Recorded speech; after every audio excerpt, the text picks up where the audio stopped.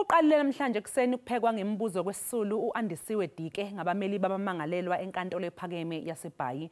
Ungufakazi ecaleni elibhekene noMfundisi uTimothy Omotoso kanye nababili asolwa nabo uLusanda Sulani kanye noZukiswa Sitho. Izolo uDike uthe uOmotoso wamnukubeza ngokocansi ikhathi ehlala esithabathabeni somuzi wakhe osemhlanga eThekwini.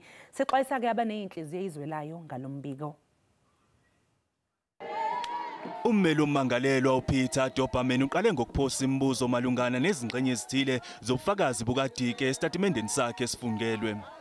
Uveze izingxenye ezishayisanayo okufaka phakathi nokuthi abasolwa owesibili nowesithathu uSulani noSitho baziqokela bona kudoba uDike. uDike ubesevuma phambi kwenkantolo ukuthi akulona iqiniso ukuthi uOmotoso wathumela kuye labasolwa. Abasolwa kanye noOmotoso bathweswe amacala okudoba amantombazane kuzosetshenziswa nguOmotoso. Ubesebuza uDike malungana nezinsolo zokunukubezwa ngokocansi. uDike ubalule isigameko esishaqisayo mayelana nomkhuba owenziwe uOmotoso kuyena. umbuze ukuthi wabevumile yini ukubamba iqhaza kukho konke okwakwenzeka.